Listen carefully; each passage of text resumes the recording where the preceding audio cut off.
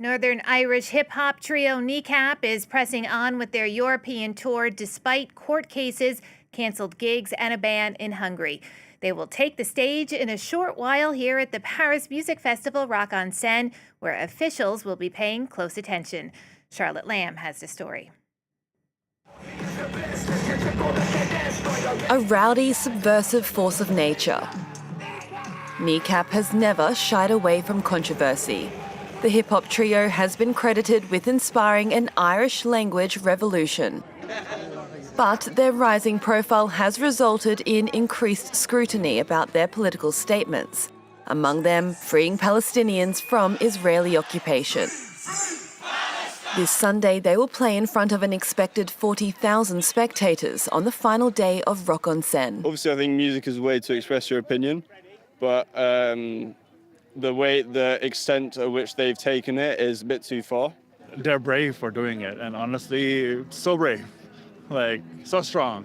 So I wish more artists could do that.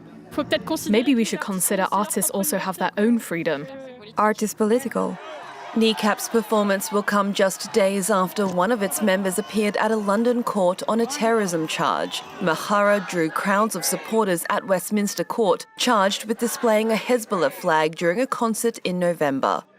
The Iran-backed Lebanese group is classified as a terrorist organisation under British law. His defence team has argued the case should be thrown out. Obviously, it's great to see the support out here. We know this story is more than just about me. It's more than Kneecap. This is a story about Palestine and us as a distraction from the real story. The court adjourned the case until September 26. Before that, Kneecap has a string of shows across Europe. The town hosting Rock on Seine has withdrawn a subsidy over the rapper's appearance, saying it does not fund actions or political demands, and even less so incitement to violence. But the festival has defended its choice to keep the band in the lineup. This is a decision we made after studying the situation. We've been assured that the group would perform under conditions that we felt were appropriate. For example, with a strong message, but nevertheless in accordance with our values and the law. France's Interior Ministry has warned Kneecap could face legal action in the event of any disturbances during Sunday's performance. With the current political climate, many artists are being called on to take a stand on international conflicts, such as the war in Gaza. Like Kneecap, Massive Attack has also come under scrutiny for its outspoken positions. This while musicians' unions have raised concerns about the growing pressure being placed on some artists. For more on this intersection between music and politics, we can bring in Robert Singerman, Executive Vice President of LyricFind. Robert, thank you so much for joining the program today. Thank you. Should musicians go political? Sorry, you have a question? I do, yes. I wanted to ask you, since artists have such a huge platform, especially musical artists, I was going to ask, do you think they have a responsibility to speak out in these political or humanitarian issues? I do, if they do. I do think that artists, as Fela Kuti said, music is our weapon, and I think that if people use music as the weapon in a way that's respectful for all and that actually can generate change, then yes, I believe, and personally, I appreciate the groups who do speak their truth and who communicate with the audience what it is that they want to communicate. And I believe that Massive Attack has been political and social its entire career. This is no aberration. This is no looking for support in any way. It is a provocation, but it's a provocation to action and to communication. So as far as artists, actors, film people, being political actors as well, yeah, absolutely. I mean, what is the meaning of song? My mission is to give music subtitles so people can understand songs across language. I've had Palestinian artists perform in my home. I've spoken with Palestinians all around the world as well. and Israelis. I put an Arabic singer in Sean Lennon's Give Peace a Chance, but video with Ofra Haza from Israel as well.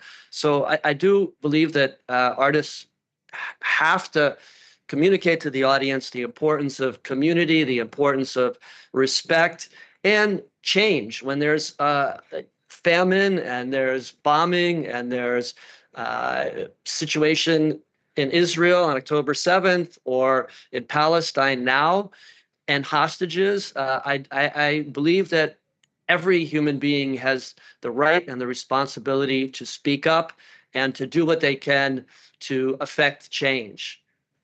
Now, as we heard, in terms of, excuse me for interrupting there, but as we heard in that report on Kneecap, there were fans who were saying, yes, great, I wish more artists would speak out, as you've been expressing.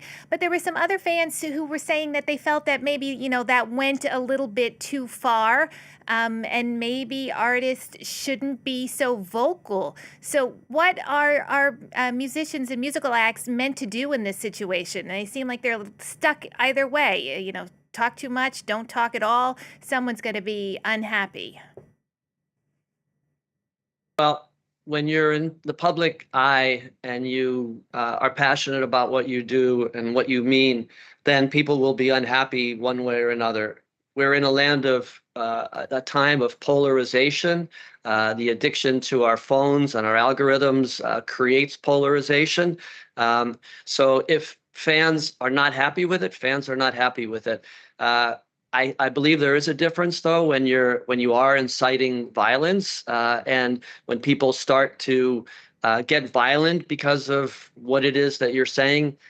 To me, that would be too much, and I believe that's what Rock and Sen is saying, that they're not going to do anything that is against the law and that incites violence against their fans, because there is a situation where fans can also be hurt, and if there's violence. I've seen violence in peace marches since I was a kid, and it's terrible when it happens. And at a music festival, like also on October 7th, it's horrible when it happens. And I think the actors, the artists, the filmmakers, everybody needs to be responsible for their communication for a change that is a change for the better for everyone. Now, Robert, I want to circle back to something you said a little bit earlier. You brought up John Lennon's peace song. So certainly we see there is a history here of using music to get messages across. I mean, I'm sort of thinking of some of the anti-war protest songs during Vietnam in the United States, the big Woodstock Music Festival, Peace, Love. Do we have events? Can we have events like that now? Or are things too polarized, as you were just mentioning? We can have events like that, and even on October 7th, that was an event like that. So absolutely, there are events around the world. There's Peace and Love Festival in Sweden. There are events around the world, and I believe every community gathering is an opportunity to come together and to actually think about these things and have a debate, really, as to and as well show the world what's happening. Tell your fans what's happening. Artists like Bruce Springsteen, or before that, Pete Seeger, Billy Bragg, Fela Kuti. I mean, there's so many artists that I've worked with over the years that are politically motivated. Some aren't. And if I was with a rapper named Rapper Big Deal here in Mumbai today, and he's played me an amazing song about gender and sex and the issues between men and women, and in a very passionate way.